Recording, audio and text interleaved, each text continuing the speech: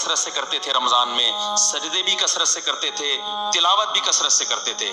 آپ نے رکوع اور سجدے تو کم کر دیے، تلاوت اتنی رکھی، تو اس کم کرنے کی کیا دلیل ہے؟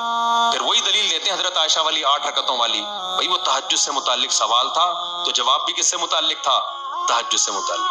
اور پھر میں آخری بات اس کو ریپیٹ کروں، نبی نے 3 دن تراویح پڑھ کے کیوں چھوڑی؟ کہ تم پہ فرض نہ ہو جائے، جبکہ تہجد کی فرضیت کا کوئی امکان نہ پہلے تھا نہ اب ہے، نہ وہ چھوڑی نہیں ہے. تو بخاری والی حدیث کیوں فٹ کرتے ہو؟ ہمیں بن باز کے فتوے کیوں دکھاتے ہو؟ یہ لوگ فوراً کہتے ہیں سعودیہ کے بن باز. سعودیہ کو لینا ہے تو پرانا سعودیہ لو. بن باز کے استاذ کیا کہتے تھے؟ ٹھیک ہے نا، دادا استاذ کیا کہتے تھے؟ وہ لوگ جو کہتے تھے اس کو لو. آپ کو سوال پوچھنے جی جی کیا کہہ رہے ہیں؟ میں نے حضور صلی اللہ علیہ وسلم نے جو 3 دن تراویح پڑھی ہے اس میں ہمارے پاس کوئی صحیح حدیث نہیں ہے کہ کتنی رکعتیں پڑھی ہیں. سمجھ رہے ہیں؟ کچھ ملتا نہیں ہے ہمیں. حضرت عمر کے عمل اور صحابہ کے عمل اور تواتر عملی، اس سے پتہ چلتا ہے کہ وہ 20 پڑھی تھیں، کیونکہ حضرت عمر بدعتی نہیں ہو سکتے. میں اس کی ایک مثال دیتا ہوں. دیکھو نبی صلی اللہ علیہ وسلم سے یہ ثابت نہیں ہے کہ اللہ کے نبی نے عورتوں کو صفا مروہ پہ دوڑنے سے منع کیا ہو.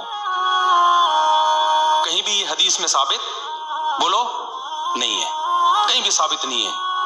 بلکہ نبی نے فرمایا ایسے حج کرو جیسے میں نے کیا. اور نبی کا دوڑنا ثابت ہے، چلنا نہیں ہے وہاں جو گرین پٹی پہ نا.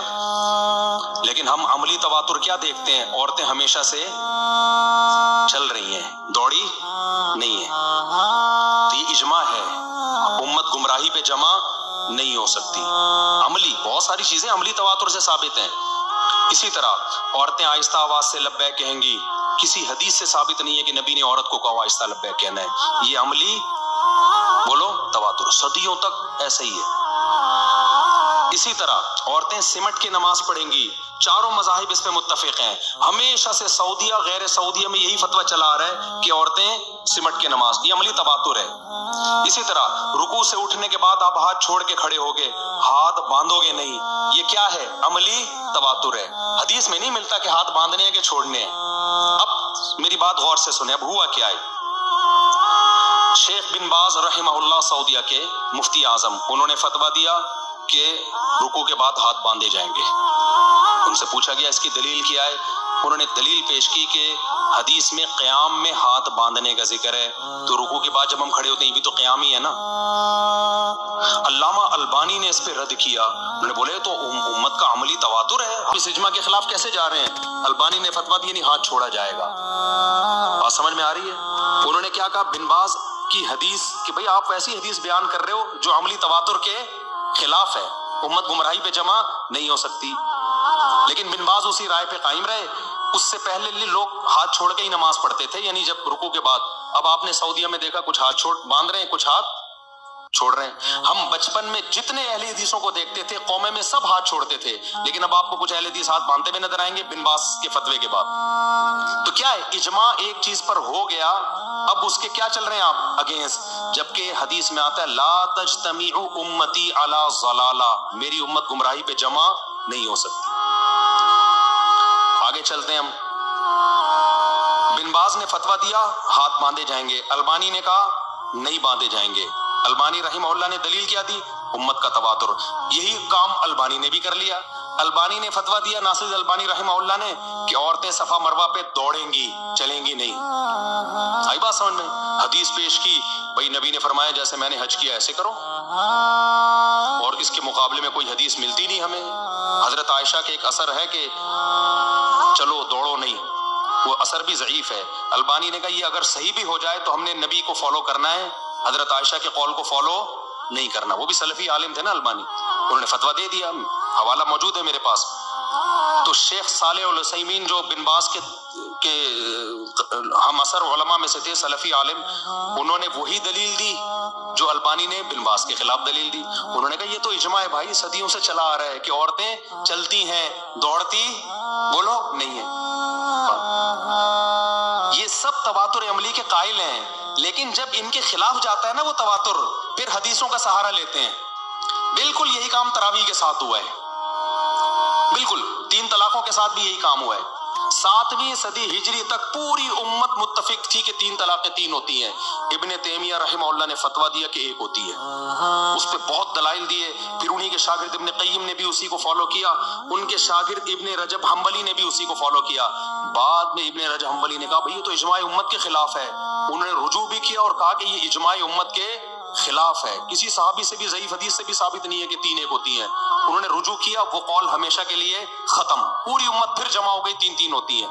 پھر آ کے شیخ بن باز نے یہ مسئلہ اٹھا لیا کہ یار 3 1 ہوتی ہیں۔ شیخ بن باز کے علماء نے، ان کے استاذوں نے مخالفت کی، میرے پاس وہ انٹرنیٹ پہ نا ان کے فتوے پڑے ہوئے تھے، ابھی بھی تلاش کروں گا مل جائیں گے۔ انہوں نے مخالفت کی کہ بن باز سے اس بارے میں فتویٰ لینا جائز نہیں ہے، کیونکہ امت کا اجماع ہو چکا ہے کہ 3 3 ہوتی ہیں، اب کیوں آپ نئی چیز لے آ رہے ہو مارکیٹ میں۔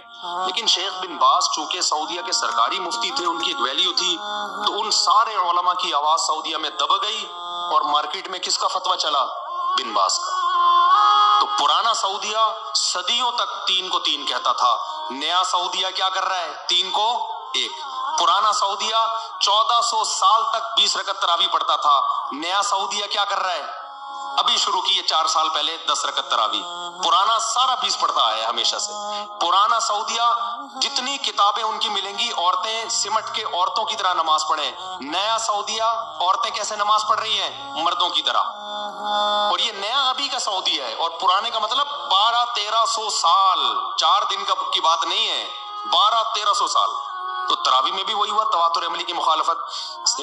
ہندوستان میں محمد حسین بٹالوی اہل حدیث عالم نے پہلے فتویٰ دیا کہ بھئی 8 رکعت تراویح ہے، اس کے خلاف سب سے پہلا فتویٰ بھی اہل حدیث عالم نے دیا کہ تراویح 20 رکعت ہے۔ میں یہ سارے حوالے انشاءاللہ میرے اوپر قرض ہے، میں پیش کروں گا۔ انہوں نے کہا 1200 سال سے امت گھاس کھا رہی تھی کیا؟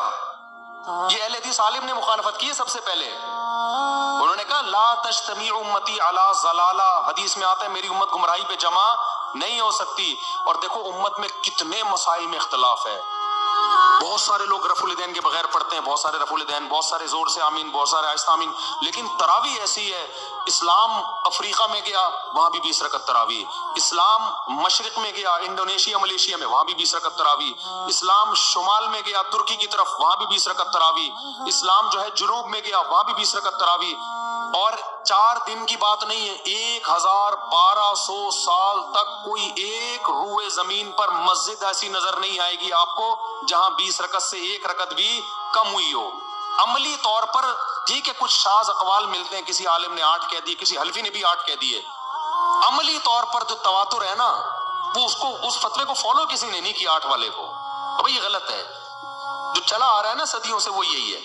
تبھی سب سے پہلا 20 رکعت پہ جو فتویٰ دیا نا 20 رکعت کے خلاف، جس اہل حدیث عالم نے، تو ان کے خلاف بھی فتویٰ بھی کس نے سب سے پہلے دیا؟ اہل حدیث ہی نے دیا کہ یہ تو اجماع امت کے خلاف بات کر رہے ہیں۔ تو میرے بھائی اب اگر آپ اس تواتر عملی کو نہیں مانتے نا، تو اب فتوے آپ مزید فتووں میں چینج ہونے کے لیے تیار رہیں۔ اب جیسے عورتوں کی نماز چینج کر دی ہے، مردوں کی طرح بنا دیا، حالانکہ امام بخاری کے استاذ امام احمد بن حنبل اتنے بڑے محدث، وہ کہہ رہے ہیں عورت سمٹ کے نماز پڑھے گی۔ امام شافعی جو امام احمد کے بھی استاذ ہیں، امام بخاری کے دادا استاذ ہیں، اتنے بڑے حدیثوں کے عالم، وہ کیا کہہ رہے ہیں؟ سمٹ کے نماز۔ مولوی اسحاق ایک اہل حدیث عالم تھے نا، انہوں نے بھی اس پہ بہت اچھی بات کی ہے۔ انہوں نے کہا یہ جب عورت کے مردوں کی طرح نماز پڑھنے کا ہندوستان میں فتویٰ آیا نا اہل حدیث کی طرف سے، تو اس فتوے کی مخالفت بھی اہل حدیث ہی نے کی ہے کہ ابے تو کہاں سے لے آیا نئی چیز مارکیٹ میں، صحیح ہے نا۔